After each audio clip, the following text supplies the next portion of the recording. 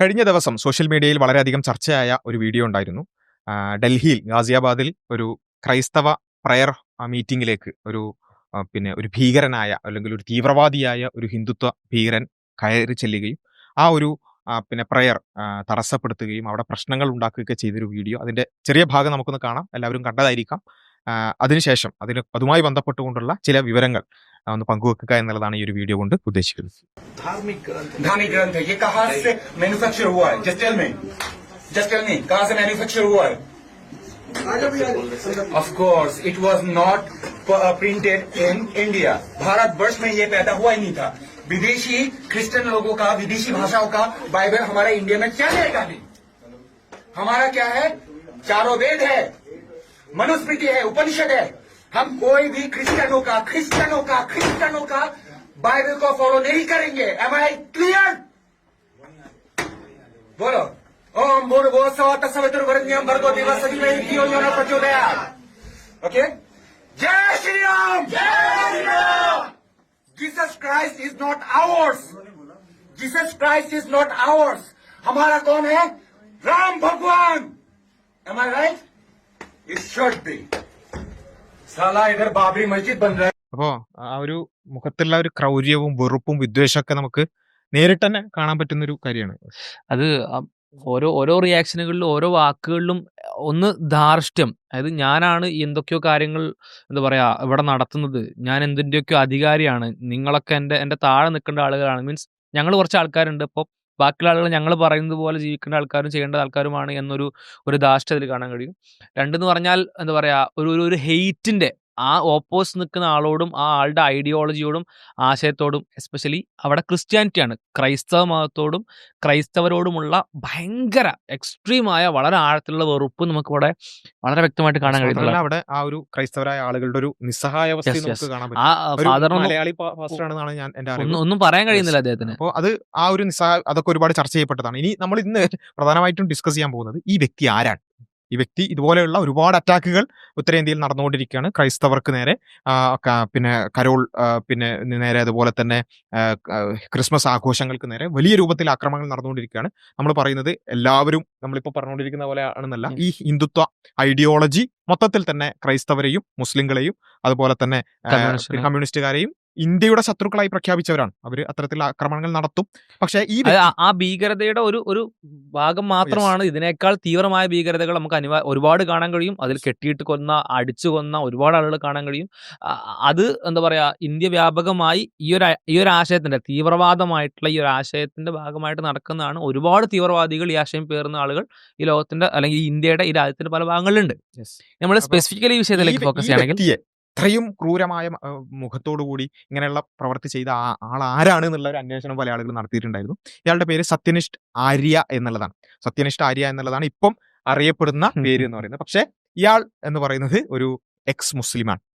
Okay, ഒരു Bangladeshi X മുസ്ലിമാണ്. പേര് സുന്നിയുർ റഹ്മാൻ എന്നുള്ളതാണ്.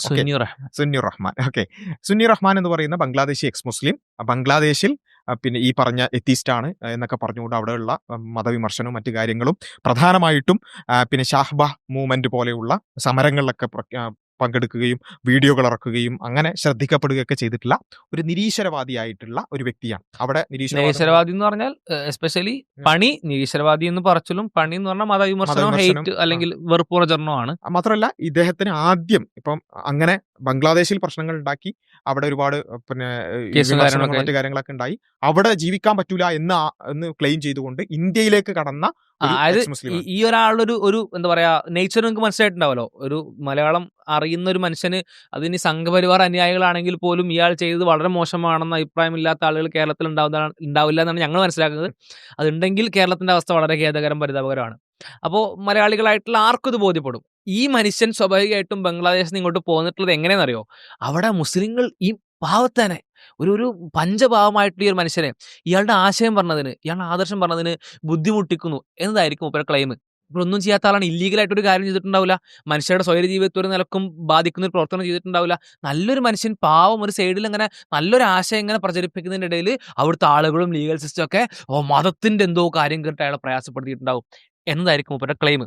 ക്ലെയിം കൊണ്ട് ഇയാൾക്ക് ആദ്യം അഭയം കൊടുത്തതും ഇയാളെ സഹായിച്ചതൊക്കെ ഈ ഹ്യൂമനിസ്റ്റ് മൂവ്മെന്റുകൾ, റാഷണൽ മൂവ്മെന്റുകളൊക്കെയാണ്. അപ്പൊ അങ്ങനെ നിരീശ്വരവാദികളുടെ തണലിലും കാര്യങ്ങളിലൊക്കെ ഇവിടെ ജീവിക്കാൻ തുടങ്ങുന്നു. അങ്ങനെ കൊൽക്കത്തയിൽ കൊൽക്കത്തയിലേക്ക് വന്നുകൊണ്ട് എത്തുന്നത് ആദ്യം. വീണ്ടും എന്ത് ചെയ്യുന്നു, ഇയാൾ വളരെ നിശിതമായിക്കൊണ്ട് ഇസ്ലാമിനെ പ്രധാനമായും ടാർഗറ്റ് ചെയ്തുകൊണ്ട് ഒരു എക്സ് മുസ്ലിം ആക്ടിവിസ്റ്റ് ആയിക്കൊണ്ടാണ് ഇയാൾ ഇന്ത്യയിൽ വന്നതിന് ശേഷം വീഡിയോ ഇടുന്നത്. അതിൽ പ്രധാനമായും ഇയാളുടെ ഒരു പ്രത്യേകത എന്താ വെച്ചാൽ, ഇയാള് മുമ്പേ മതവിമർശകനായിരുന്നു. ഇത് പിന്നീട് വളരെ മോശമായ രൂപത്തിൽ മോക്ക് ചെയ്യുക, വെറുപ്പുൽപാദനം എന്ന് പറയുന്നത് പ്രധാന പണിയാക്കി എടുക്കുക എന്നുള്ളതാണ്. പിന്നെ കുറച്ചൊരു പ്രത്യേകതകൾ എന്താ വെച്ചാൽ, ഇയാൾക്ക് ബംഗ്ലാദേശിൽ ഒരു ഭാര്യ ഉണ്ടായിരുന്നു, ഒഴിവാക്കിയിട്ടാണ് ഇങ്ങോട്ട് വരുന്നത്. അതൊരു കാര്യം. രണ്ടാമത്തത് ഈ യൂട്യൂബ് വഴിയുള്ള പണപ്പിരിവാണ് ഇയാളുടെ പ്രധാന പണി. ഓക്കെ, യൂട്യൂബ് വഴിയുള്ള പണപ്പിരിവാണ് പ്രധാന പണി. ഇത് മറ്റേ ഇയാളെ പറ്റിയാട്ടോ, സുന്നൂർ റഹ്മാനെ പറ്റിയിട്ടാണ്. വേറെ ആരും പറ്റിയാണ് ആലോചിക്കരുത്. അങ്ങനെ ആരെങ്കിലും ആലോചിച്ചിട്ടുണ്ടെങ്കിൽ അത് യാദൃശ്ചികം മാത്രമാണ്. അതെ. അപ്പൊ ഇവ അങ്ങനെയുള്ള ഒരു പരിപാടിയാണ്. അതുപോലെ തന്നെ നിരന്തരം രാവിലെ മുതൽ വൈകുന്നേരം വരെ വെറുപ്പുൽപാദനം മാത്രം, പലതരത്തിലും ട്രോൾ ചെയ്തുകൊണ്ട് അങ്ങനെ ഇങ്ങനെ കളിയാക്കിക്കൊണ്ട് മോക്ക് ചെയ്ത്, അതാണ് അയാളെ പണി. അതാണ് പണി. സുന്നൂർ റഹ്മാനെ കുറിച്ചാണ് കേട്ടോ. അപ്പൊ ഇനിവേ മാത്രമല്ല, ആ ഒരു ചാറ്റ് ബോക്സ് ഉത്തരം എഴുതരുത് കേട്ടോ, പേര് ഇത് സുന്നൂർ റഹ്മാനാണ്, ആള് സുന്നൂർ റഹ്മാനാണ്. അപ്പൊ മാത്രമല്ല, ഇയാളുടെ ഒരു മതവിമർശനം എന്ന് പറയുന്നത് പലപ്പോഴും ഈ ടെക്സ്റ്റ് വെച്ചിട്ട് ഇത് തെറ്റാണ്, അത് തെറ്റാണ്, അങ്ങനെ മാത്രമല്ല, നിരന്തരം പിന്നെ മോക്ക് ചെയ്യുക എന്നുള്ളത് അത് മാത്രം പണിയാക്കുകയും അത് നിരന്തരം ചെയ്യുക. അതായത് വിമർശനം എന്ന് പറയുന്ന ഫാക്ച്വൽ ആയിട്ടുള്ള ഒരു കാര്യം പറയാനില്ല, വെറും കുറ്റം പറയാ, വെറും വെറുപ്പുൽപ്പാദിപ്പിക്കുക, വെറും കളിയാക്കുക, വെറും വേറൊരാളെ അല്ലെങ്കിൽ വേറൊരു സമുദായത്തെ മോശമാക്കി അവതരിപ്പിക്കാനുള്ള എന്തൊക്കെ മെത്തേഡുകളുണ്ടോ ആ മെത്തേഡുകൾ അവലംബിക്കുക എന്നുള്ളത് മാത്രമാണ് അയാളുടെ വഴി. മാത്രമല്ല, ഇതിൽ അതിന്റെ ഒരു ഉദാഹരണം കാണിച്ചത്, ഇയാളുടെ മുമ്പത്തെ ഒരു വീഡിയോ ഇസ്ലാമിനെ പരിഹസിച്ചുകൊണ്ട് ഈ പാട്ടുകൾ ഉണ്ടാക്കുക, എന്നിട്ട് അതിനിങ്ങനെ താളം പിടിക്കുക. സുന്നൂർ റഹ്മാനെ കുറിച്ചാണ്, സുന്നൂർ റഹ്മാനെ കുറിച്ചാണ്. അപ്പൊ പാട്ടുകൾ താളം പിടിക്കുക, എന്നിട്ട് ഇതൊക്കെ വലിയൊരു സംഭവമാണെന്നാണ് വിചാരം. ഞാൻ ഭയങ്കര ഒരു സാമൂഹ്യ പ്രവർത്തനം ചെയ്യേണ്ടതാണ് വിചാരം. കണ്ടോളൂ അതിന്റെ ഒരു ഉദാഹരണം കേൾക്കാം. শুনে আসি ইসলাম শান্তির ধর্ম, দেখি নাই তাদের শান্তির কোনো কর্ম. പിന്നെ ആക്ഷനും ഈ രൂപമൊക്കെ വേറെ ആരെങ്കിലും സാമ്യം തോന്നുന്നുണ്ടെങ്കിൽ തികച്ചും യാദൃശ്ചികമാണ്. അപ്പൊ ഏതായാലും ഇതാണ് പരിപാടി. ഇത് നിരന്തരം ചെയ്തുകൊണ്ടിരിക്കുന്ന ഒരാളുടെ മനസ്സെന്തായിരിക്കും നിങ്ങളൊന്ന് ആലോചിച്ചൊക്കെ മതി.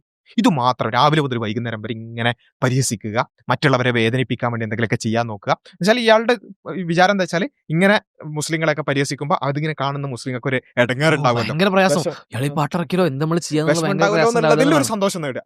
അങ്ങനെയുള്ളൊരു സാഡിസ്റ്റ് ആയിട്ടുള്ള ഒരു മാനസിക രോഗ രൂപത്തിലാണ് ഇവരുടെയൊക്കെ ജീവിതം എന്ന് പറയുന്നത്. ഇത് പിന്നെ എന്ത് ചെയ്യുന്നു, ഈ പറഞ്ഞ പോലെ ഇസ്ലാം വിമർശനം, ഇസ്ലാം കളിയാക്കൽ, അതിന്റെ തുടർച്ചയായിട്ട് ക്രൈസ്തവ കളിയാക്കൽ, ഇതാണ് ക്രൈസ്തവ മതത്തെയും ഇസ്ലാമിനെയും ഇങ്ങനെ പരിഹസിച്ചു കൊണ്ടിരിക്കുക. അങ്ങനെ ചെയ്ത് അത് പിന്നെ കുറച്ചും കൂടി നോക്കുമ്പം ഇവരെ സംബന്ധിച്ചിടത്തോളം ഇവരെ ആലോചിക്കുന്നത് വെച്ചാൽ, എന്തായാലും ഇതാണ് നമ്മളെ പണി, മുസ്ലിങ്ങളെയും ക്രൈസ്തവരെ അല്ലെങ്കിൽ ഈ മതങ്ങളെ എതിർക്കുക, പരിഹസിക്കുക എന്നുള്ളതാണ് പണി. ആ പണി കുറച്ചും കൂടി രസകരമായി ചെയ്യാൻ പറ്റുക, അല്ലെങ്കിൽ പൊളിറ്റിക്കൽ ബാക്കിങ്ങോട് കൂടി ചെയ്യാൻ പറ്റുക, പൊളിറ്റിക്കലി ചാണകം ചവിട്ടിയാലാണ്. അപ്പോ അതെന്ത് ചെയ്തു, അങ്ങനെയാണ് ഇയാൾ എന്ത് ചെയ്യുന്നത്, ഒരു പിന്നെ ഹിന്ദുത്വ തീവ്രവാദിയായി മാറുന്നത്. അപ്പോ ഇയാളെ സംബന്ധിച്ചിടത്തോളം ഇയാൾ വളരെ യുക്തിപരമായിട്ടാണ് ചിന്തിക്കുന്നത്. കാരണം എന്തിനാപ്പോ വെറുതെ ഇങ്ങനെ നിരീശ്വരവാദിയായിട്ട് നിൽക്കേണ്ട ആവശ്യം എന്താണ്? അവിടെയും ഇവിടെയൊക്കെ പറയുന്നത് സെയിം തന്നെയാണ്. കാരണം രണ്ടും വെറുപ്പാണ് പറയാനുള്ളത്. കുറച്ചുകൂടി ജീവിതം കുറച്ചും കൂടി സുഖമായിരിക്കും, ക്യാഷും കാര്യങ്ങളും കിട്ടും. സുന്നൂർ റഹ്മാനാണ്, ഫണ്ടിങ് ഉണ്ടാവും, അല്ലെങ്കിൽ ഓഫറുകൾ വന്നിട്ടുണ്ടാവും. സുന്നൂർ റഹ്മാനെ കുറിച്ചാണ്. അപ്പൊ എനിവേ ഇത് ഈ രൂപത്തിൽ ഉണ്ടാവും. യുക്തിപരമായ തീരുമാനങ്ങൾ എടുത്ത് അത്തരത്തിൽ ചില സംഘങ്ങളുടെ കൂടെ ചേരുന്ന ഇങ്ങനെ എന്ത് ചെയ്യുന്നു, പിന്നെ ഈ ഹിന്ദുത്വ തീവ്രവാദിയായി മാറുന്നു. അങ്ങനെ കുറച്ച് ബാബ എന്നൊക്കെ പറഞ്ഞുകൊണ്ട് നിരന്തരം ഇപ്പോഴും പിന്നെ ഇയാള് വീഡിയോസ് ഇങ്ങനെ ഇട്ടുകൊണ്ടിരിക്കുക. ഏതുവരെയും ചോദിച്ചാൽ, ഞാൻ ഒരു വെറുതെ ഇങ്ങനെ നോക്കുമ്പോൾ ഇയാളുടെ വീഡിയോസ് ഏതുവരെയും ചോദിച്ചാൽ, മോഹൻദാസ് കരംചന്ദ് ഗാന്ധി, MK ഗാന്ധി, അത് പിന്നെ MK ഗാന്ധി അല്ല, മറിച്ച് മുഹമ്മദ് കരീമുള്ള ഗാന്ധിയാണ്. ഗാന്ധിജി എന്ന് പറഞ്ഞാല് കുറച്ച് മുസ്ലിങ്ങളെയും ഹൈന്ദവരെയും ഒരുമിപ്പിക്കാൻ നോക്കിയ ആളാണ്, സെക്യുലറിസം ഉള്ള ആളായിരുന്നല്ലോ. അപ്പൊ ആ മുഹമ്മദീയരെ എന്ന് വെച്ചാൽ മുസ്ലിങ്ങളെയും ഹൈന്ദവരെയും ഒരുമിപ്പിക്കാൻ നോക്കിയത് ആളായതുകൊണ്ട് തന്നെ ആ ഗാന്ധിജിയോടുള്ള ദേഷ്യം കൊണ്ട് മുഹമ്മദ് കരീമുള്ള ഗാന്ധിയാണ്, അയാൾ ചെയ്തു വെച്ച കാര്യങ്ങൾ എന്തൊക്കെയാണെന്നൊക്കെ പറഞ്ഞിട്ട് ഒരുപാട് വീഡിയോസ് ഞാൻ അങ്ങനെ കണ്ടു. അപ്പൊ ഇനിവേ ആ രൂപത്തിലൊക്കെ വീഡിയോ ചെയ്യുന്ന അവസ്ഥയിലേക്ക് എത്തുക എന്നുള്ളതാണ് അവസാനം സംഭവിച്ചിട്ടുള്ളത്. ഒന്നത് മനസ്സിലാക്കേണ്ട വെച്ചാൽ ഈ വഴിയിൽ പോകുന്ന ആളുകൾ അത് അവസാനം എത്തുന്നത് ഇത്തരത്തിലുള്ള തീവ്രമായിട്ടുള്ള പ്രശ്നങ്ങളിലായിരിക്കും എന്നുള്ളത് ഒരു ഉദാഹരണം മാത്രമല്ല. ഈ ഒരു ഉദാഹരണം ഉണ്ട്, ജർമ്മനിയിൽ നമുക്കറിയാം ഒരുപാട് ആളുകളുടെ ജീവിതത്തിന് പ്രശ്നമാകുന്ന രീതിയിൽ അവിടെ ക്രിസ്മസുമായിട്ട് ബന്ധപ്പെട്ട പരിപാടികൾ തന്നെ എന്താ പറയാ ഒരു ലിമിറ്റിനുള്ളിലേക്ക് ആകുന്ന രീതിയിലുള്ള പ്രവർത്തനങ്ങൾ ഇത് നടത്തിയത്. കഴിഞ്ഞ വർഷമാണ് കേട്ടോ. യെസ്, കഴിഞ്ഞ വർഷമാണ് എക്സ് മുസ്ലിം ഭീകരവാദി ജർമ്മനിയിൽ കാറിടിച്ച് കയറ്റിക്കൊണ്ട് 8 പേരെയാണ് കൊന്നത്. കൊന്നത്. അപ്പോൾ ഇവരെ ഇത് സംബന്ധിച്ചിടത്തോളം ഇവരുടെ പ്രകൃതമാണ്, Yes. അങ്ങനെ ആയിട്ട് മാറാണ്. അപ്പോൾ ആ രൂപത്തിൽ പല സ്ഥലങ്ങളിൽ ഇത് നമ്മൾ പറയുന്നത് ഏതെങ്കിലും ഒരു എക്സ് മുസ്ലിം ഇങ്ങനെ ആയതുകൊണ്ട് എന്നുള്ളതല്ല. നമ്മൾ ഇവിടെ നോക്കുകയാണെന്നുണ്ടെങ്കിൽ എക്സ് മുസ്ലിം എന്തുകൊണ്ട് ഇവരിങ്ങനെ ആകുന്നു അവിടെയാണ് നമ്മൾ മനസ്സിലാക്കേണ്ടത്. ഇത് ഏതെങ്കിലും ഈ വ്യക്തിയെക്കുറിച്ച് മാത്രം സംസാരിച്ചത് കൊണ്ട് ചർച്ച ചെയ്തുകൊണ്ട് കാര്യമില്ല. കാരണം ഇതൊരു എക്കോസിസ്റ്റം ഇവരെ ഇങ്ങനെ ആക്കുകയാണ്.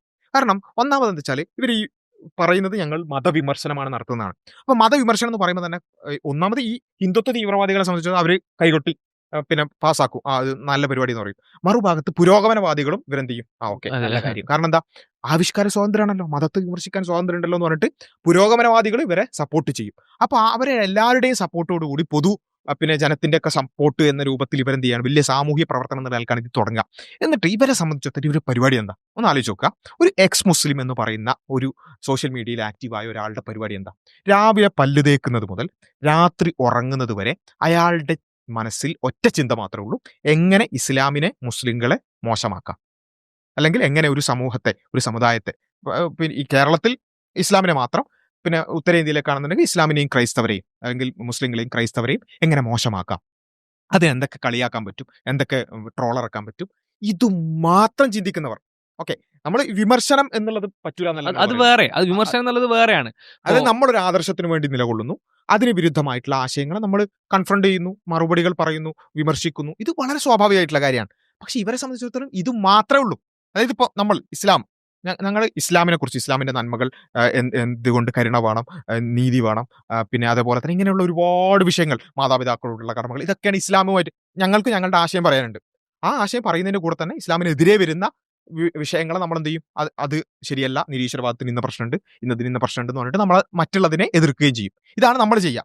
ഒരു ക്രൈസ്തവനായ ഒരാളെ സംബന്ധിച്ചിടത്തോളം ക്രൈസ്തവതയാണ് ശരി, അതിന് ഇന്ന പിന്നെ ഗുണങ്ങളുണ്ട് എന്നൊക്കെ പറഞ്ഞിട്ട് അവർ അവരുടെ കാര്യം പറയും. എന്നിട്ട് ഇസ്ലാമിന് ഇന്ന പ്രശ്നമുണ്ട്, യുക്തിവാദത്തിന് ഇന്ന പ്രശ്നമുണ്ടെന്ന് അവർ പറയും. എന്നാൽ ഈ ആളുകളെ സംബന്ധിച്ചിടത്തോളം ഇവർക്ക് സ്വന്തമായിട്ടൊന്നും പറയാനില്ല, സ്വന്തമായിട്ടൊരു ആദർശവും പറയാനില്ല, പ്രൊഡക്റ്റീവായിട്ട് അല്ലെങ്കിൽ പോസിറ്റീവായിട്ട് ഒരു കാര്യവും സമൂഹത്തിന് കൊടുക്കാനില്ല.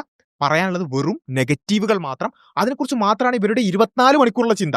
ഇതാണ് ഇതിന്റെ പ്രശ്നം. അത് ഇവരുടെ അടിസ്ഥാന വിഷയം തന്നെ മറ്റൊരാളുടെ കുറ്റം മാത്രമാണ്, അല്ലെങ്കിൽ മറ്റൊരാളുടെ നെഗറ്റീവുകൾ മാത്രമാണ്, മറ്റൊരാളുടെ പ്രശ്നങ്ങൾ മാത്രമാണ്.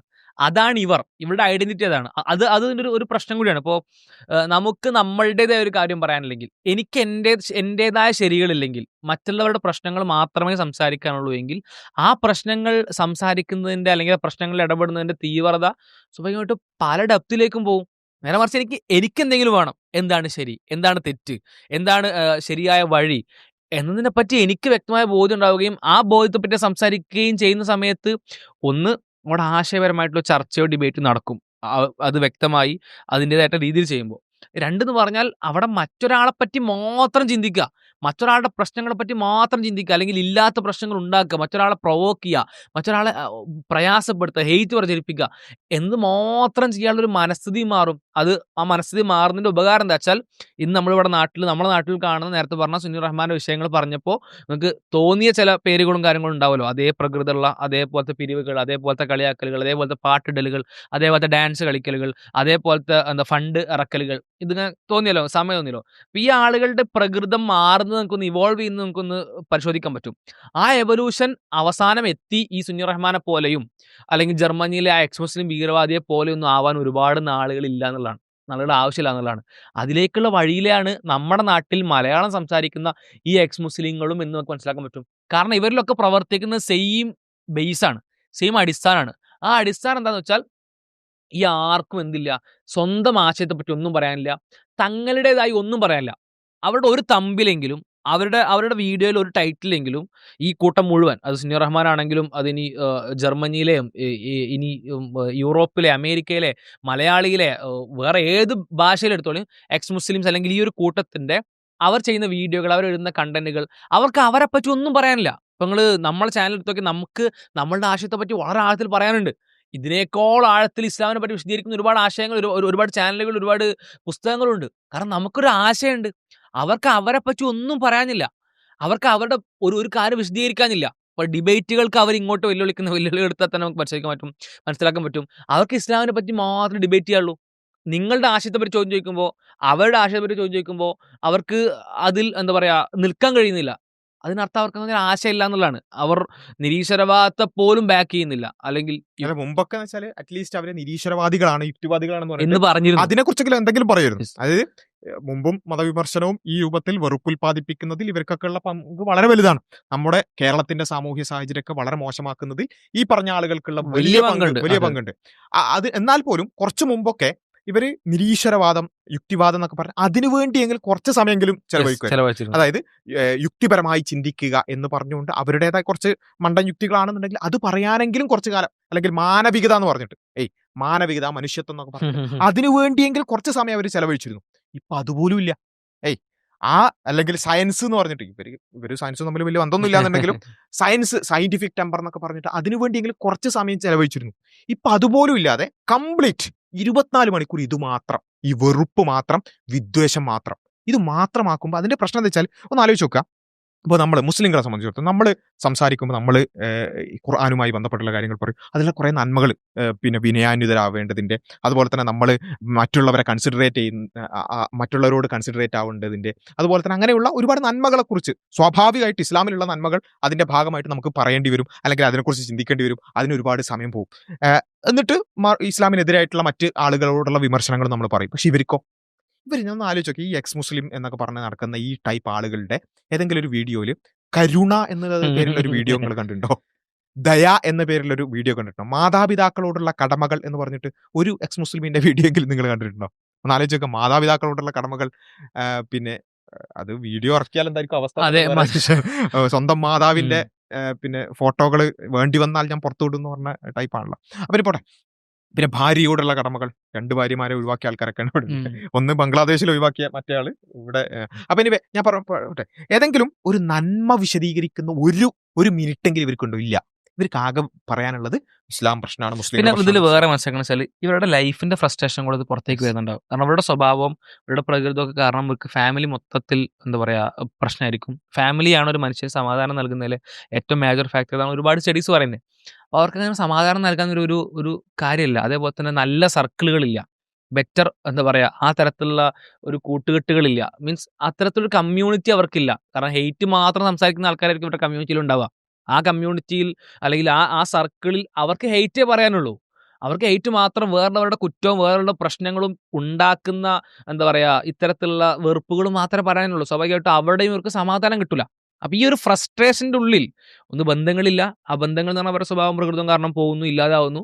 ആ ഇല്ലാത്ത ബന്ധങ്ങൾ അതിനെ അവർ എന്താ പറയുക കോപ്പ് ചെയ്യാൻ വേണ്ടി ഉണ്ടാക്കുന്ന ഫ്രണ്ട്ഷിപ്പും സർക്കിളും മുഴുവൻ ഈ ഹെയ്റ്റിന്റെ ഒരു പ്രകൃതം ഫ്ലേവർ ഉള്ളതായതുകൊണ്ട് ഫ്രസ്ട്രേഷനുകൾക്ക് മേൽ ഫ്രസ്ട്രേഷനുകളായി അതിങ്ങനെ തികട്ടി പുറത്തേക്ക് വരുന്നത് കൂടിയാണ്. അത് ഇപ്പോ ഈ മനുഷ്യന്റെ ആ ഒരു ആക്രോശത്തിന്റെ ബാക്കിൽ എന്ന് പറഞ്ഞാൽ അതിന്റെ ബിഹൈൻഡ് എന്ന് പറഞ്ഞാൽ ഒന്ന് ഇതും കൂടിയാണ്. കാരണം അയാളുടെ ലൈഫിന്റെ സാഹചര്യങ്ങൾ അങ്ങനെയാണ്. ആ സാഹചര്യങ്ങൾ ഒക്കെ കൂടി എന്ത് ചെയ്യാണ് ബാക്കിയുള്ളവരുടെ മേലിലേക്ക് വെറുപ്പായി ഛർദ്ദിക്കുകയാണ് ചെയ്തത്. 1 ദിവസം 2 ദിവസം അല്ല.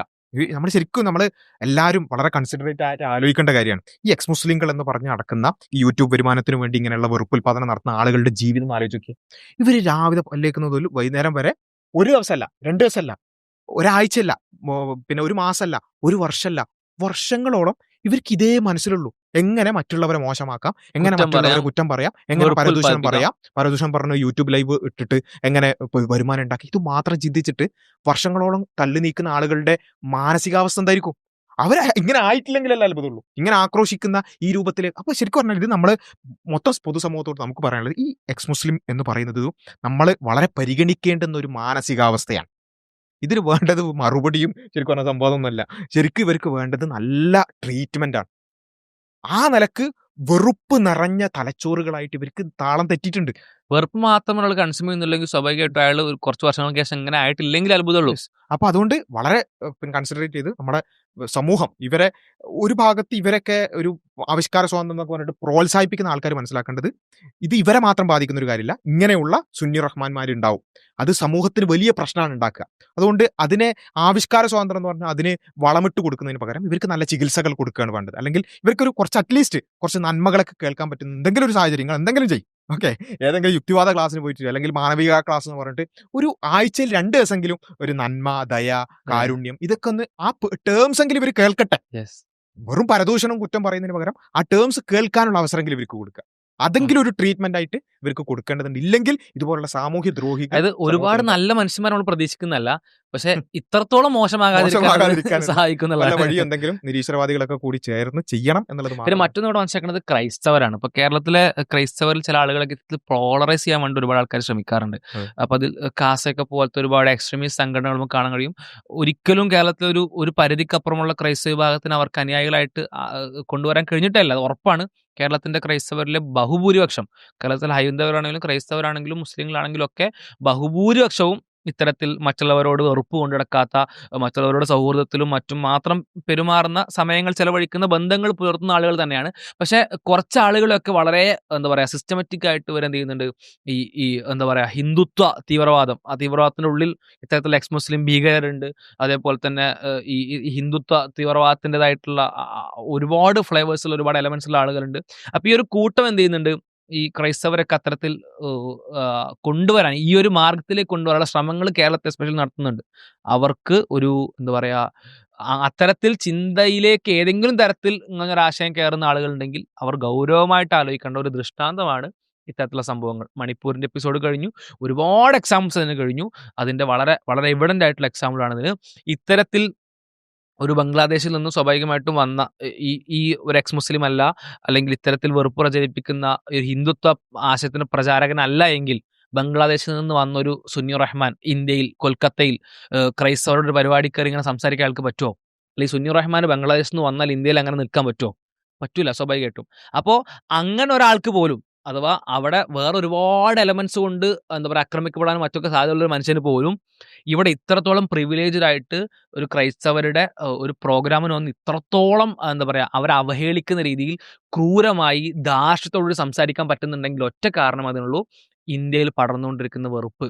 ആ വെറുപ്പിന്റെ ഫ്ലേവർ അത് ബംഗ്ലാദേശിൽ നിന്ന് വന്ന സുന്നി റഹ്മാൻ എന്ന് പറയുന്ന ഒരു മനുഷ്യന് പോലും അയാളുടെ പ്രിവിലേജിന് ഇത്രമേൽ കയറ്റി വെക്കുന്നുവെങ്കിൽ പ്രത്യേകം മനസ്സിലാക്കണം, ബംഗ്ലാദേശിൽ നിന്ന് വന്ന ഈ ചങ്ങാതി പിന്നെ ആരുടെ സ്വാതന്ത്ര്യത്തെയാണ് തടയുന്നത്? ഇന്ത്യക്കാരായ ക്രൈസ്തവരുടെ. അതെ, ഇതാണ് ഏറ്റവും പ്രധാനമായിട്ട് മനസ്സിലാക്കേണ്ടത്.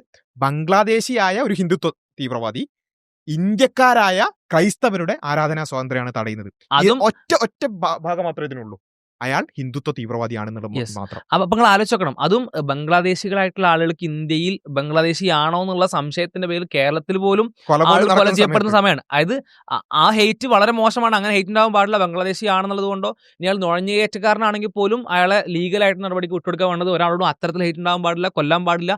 അതൊക്കെ നമ്മൾ പറയുമ്പോൾ പോലും ഇന്ത്യയിലെ മോബ് മെന്റാലിറ്റി അങ്ങനെ ചിന്തിക്കുന്ന സമയമാണ്, ആ ടൈമാണ്. ആ ടൈമിൽ പോലും ബംഗ്ലാദേശിൽ നിന്ന് വന്ന സുന്നി റഹ്മാൻ എന്ന പേരുള്ള ഒരു മനുഷ്യന് ഇന്ത്യക്കാരായിട്ടുള്ള ക്രൈസ്തവരുടെ ഈ അവകാശങ്ങൾക്ക് മേൽ ഇത്രമേൽ എന്താ പറയാ ശൗര്യത്തോടുകൂടി സംസാരിക്കാൻ പറ്റുന്നുണ്ടെങ്കിൽ ഒറ്റ റീസൺ ഉള്ളൂ, ഇന്ത്യയിൽ പടർന്നുകൊണ്ടിരിക്കുന്ന വെറുപ്പ്, അത് ഹിന്ദുത്വ വെറുപ്പ്, ആ തീവ്രവാദം ഇത്തരം ഒരു മനുഷ്യന് പോലും ഇവിടെ സ്വീകാര്യത ഉണ്ടാക്കുമെങ്കിൽ നിങ്ങൾ ആലോചിക്കണം, അങ്ങനത്തെ അല്ലാത്ത ഒരുപാട് തീവ്രവാദികൾ ഇവിടെ ഉണ്ട്, തീവ്രവാദികളുണ്ട്. അവർക്ക് ഒരുപാട് നഷ്ടങ്ങൾ ഇത്തരത്തിൽ ക്രൈസ്തവർക്കും മുസ്ലിംകൾക്കും കമ്മ്യൂണിസ്റ്റുകൾക്കും ഉണ്ടാക്കാൻ പറ്റും. അവരതിനുള്ള ശ്രമത്തിലാണ്. വളരെ താൽക്കാലികമായിട്ടുള്ള കേരളത്തിന്റെ ഒരു പൊളിറ്റിക്സിന് വേണ്ടിയുള്ള നീക്കുപോക്കുകൾ കണ്ടിട്ട് ആരും എന്ത് ചെയ്യേണ്ടതില്ല, പിന്നെ വല്ലാതെ പിന്നെ റബ്ബറിന്റെ വില സ്വപ്നം കാണേണ്ടതില്ല എന്നുള്ളത് മാത്രമാണ് അതിൽ പറയാനുള്ളത്. അപ്പൊ എനിവേ ഈ പറഞ്ഞ ഇത്തരം മെന്റാലിറ്റികളെ സമൂഹം വളരെ ഗൗരവത്തോടു കൂടെ, ഇത് മുസ്ലിങ്ങളുടെ മാത്രം വിഷയമല്ല, സമൂഹത്തെ ബാധിക്കുന്ന, സമൂഹത്തെ കുളം കലക്കുന്ന ഇത്തരം മെന്റാലിറ്റികളെ, അത് മാനസിക രോഗത്തിനുള്ള ചികിത്സകളാണ് നൽകേണ്ടത്. അത് കൃത്യമായി നൽകുക. അറ്റ്ലീസ്റ്റ് ദയാകാരുണ്യം പോലെയുള്ള കുറച്ച് നന്മകൾ കേൾക്കാനുള്ള അവസരമെങ്കിലും ഇത്തരക്കാരായ ആളുകൾക്ക് ഉണ്ടാക്കുക എന്നുള്ളത്. അവർക്ക് വേണമെങ്കിൽ നമുക്ക് എന്ത് ചെയ്യാം, കുറച്ച് പിന്നെ പിരിവിട്ട് പൈസ കൊടുക്കാം. ഈ യൂട്യൂബ് വരുമാനത്തിന് വേണ്ടിയിട്ട് അതൊക്കെ ചെയ്യാം. യൂട്യൂബ് വരുമാനത്തിന് വേണ്ടിയാണ് ഈ വെറുപ്പ് ഉൽപ്പാദിപ്പിക്കുന്നത്. അപ്പൊ അത് നമുക്ക് വേണമെങ്കിൽ വേറെ വഴിക്ക് എന്തെങ്കിലും ചെയ്തു കൊടുക്കാം. പക്ഷേ ഇത് സമൂഹത്തെ ബാധിക്കുന്ന വലിയൊരു വിഷയമാണ്. അത് വളരെ ഗൗരവത്തോടു കൂടി സമൂഹം കാണണം എന്നുള്ളത് മാത്രമാണ് ഈ ഒരു വിഷയത്തിൽ പറയാനുള്ളത്. കൂടുതൽ നമ്മുടെ ചാനലിലെ അടുത്ത വീഡിയോകൾ നമുക്ക് ഡിസ്കസ് ചെയ്യാം. ചാനൽ സബ്സ്ക്രൈബ് ചെയ്യുക, കൂടുതൽ ആളുകളിലേക്ക് എത്തിക്കുക. അസ്സലാമു അലൈക്കും വറഹ്മത്തുള്ളാഹി.